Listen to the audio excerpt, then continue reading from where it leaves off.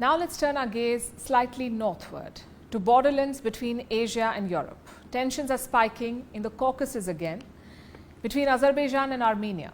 These two nations have been enemies since the fall of the Soviet Union. They've been fighting over a disputed region known as Nagorno-Karabakh. This September, Armenia had a resounding victory, and since then there's been a tenuous peace in the region. But now Baku is accusing Paris of destabilizing the region. The Azeri president spoke yesterday and he did not mince any words. France is playing a very destructive role in the Southern Caucasus. Actually, Armenia became a puppet of French government now, and this can be a serious threat to regional stability. To understand his ire, we need to understand the Caucasus conflict.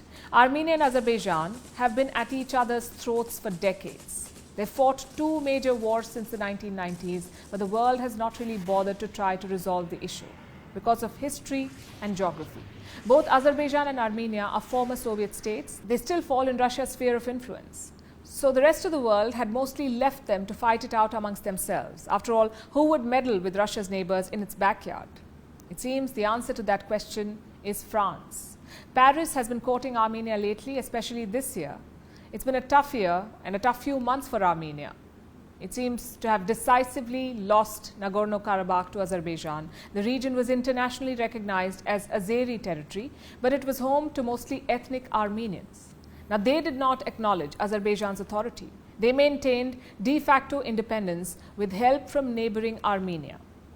All that ended in September. Azeri forces captured the entire disputed region, and this led to the flight of more than 100,000 ethnic Armenians from Nagorno-Karabakh. They fled to Armenia. And Armenia and its Prime Minister, Nikol Pashinyan, were helpless to prevent any of this. Their traditional partner in the region, Moscow, was busy. Russia's war in Ukraine has left it little time to deal with other matters, so there's been a void in the old Soviet backyard, and France has been looking to fill that void. For months, French President Emmanuel Macron has been cozying up to Armenia. He's been sending ministers to the region regularly, and all of them have been lobbying for Armenia at international forums, trying to bring in aid and supplies for the Armenians of Nagorno-Karabakh. And this has continued even after Azerbaijan's victorious offensive. Armenia's Prime Minister Pashinyan was in Paris just a few days ago for President Macron's pet diplomacy project, the Paris Peace Forum. So Paris definitely has long-term plans for the Armenians. But these are not necessarily peaceful plans. In the defense field, protecting your sovereignty and protecting your people, the French Republic, in the name of these values and in the name of the special bond that unites our two countries, we are very pleased to be able to see these contracts signed today and this defense cooperation become a reality. Today, our cooperation includes the modernization of defense capabilities of the Republic of Armenia's armed forces, the education and training of personnel, the exchange of experience, advisory support in the field of reforms, the armed forces, and a number of other priority areas.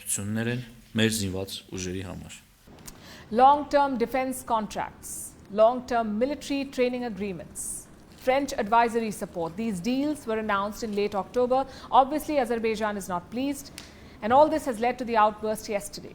The Azeri president said, and I quote, "France destabilizes not only its past and present colonies, but also our region, the South Caucasus, by supporting separatist tendencies and separatists. By arming Armenia, it implements a militaristic policy, encourages revanchist forces in Armenia, and prepares the ground for the start of new wars in our region." It's a stinging indictment and a stern warning. If France is not careful, another war may erupt in the Caucasus.